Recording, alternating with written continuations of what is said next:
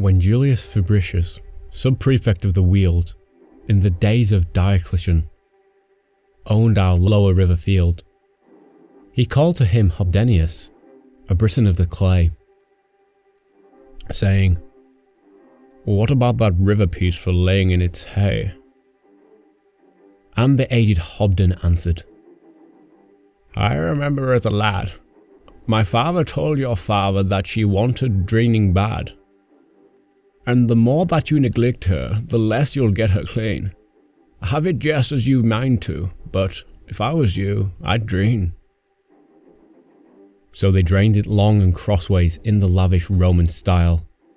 Still we find among the river drift their flakes and ancient tile. And in the drouthy middle August, when the bottles of meadows show, we can trace their lines they followed 1600 years ago. Then Julius Fabricius died, as even prefects do, and after certain centuries, Imperial Rome died too. Then did robbers enter Britain from across the northern main, and our lower river field was won by Ogier the Dane. Well could Ogier work his warboat, well could Ogier wield his brand. Much he knew of foaming waters, not so much of foaming land. So he called him a Hobden of the old and altered blood, saying, "What about that river piece? She doesn't look no good." And that aged Hobden answered, "'Tain't for me to interfere, but I've known that bit of meadow now for 55 year. Have it just as you've mind to, but I've proved it time on time. If you want to change her nature, you've got to change her lime." Ogier sent his wains to Lewis, 20 hours solemn walk, and drew back great abundance of the cool, grey, healing chalk. And old Hobden spread it broadcast, never heeded what it int. Which is why in cleaning ditches, now and then we find a flint. Ogier died, his sons grew English, Anglo-Saxon was their name, till out of Blossom Normandy another pirate came. For Duke William conquered England and divided with his men, and our lower river field he gave to William of Warenne.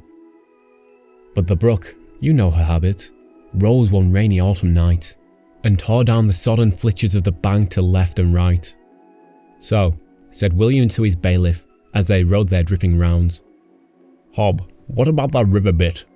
The brook's got up no bounds."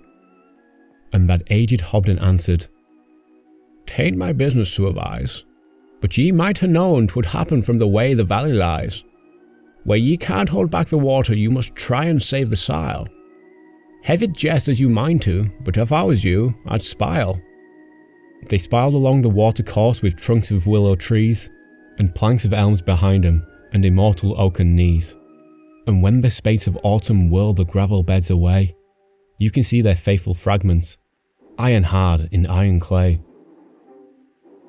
Georgi Quinti anno sexto, I who own the river field, am fortified with title deeds, attested, signed and sealed, guaranteeing me, my assigns, my executors and heirs, all sorts of powers and profits which are neither mine nor theirs. I have rights of chase and warren, as my dignity requires. I can fish, but Hobden tickles.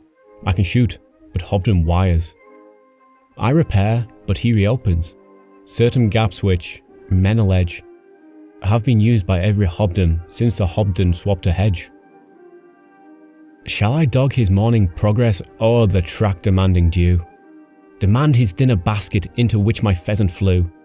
Confiscate his evening faggot under which my conies ran? And summon him to judgment? I would sooner summon his Pan. His dead are in the churchyard, 30 generations laid.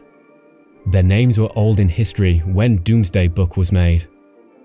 And the passion and the plenty and the prowess of his line have seeded, rooted, fruited in some land the law calls mine. Not for any beast that burrows, not for any bird that flies, would I lose his large sound counsel, miss his keen and mending eyes. He is bailiff, woodman, wheelwright, field surveyor, engineer, and if fragrantly a poacher, 'tain't for me to interfere.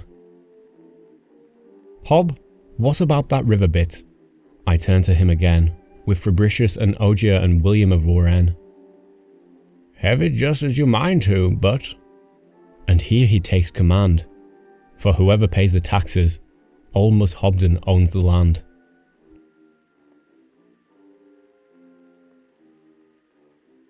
The Land, written by Rudyard Kipling, narrated by Jordan Harling.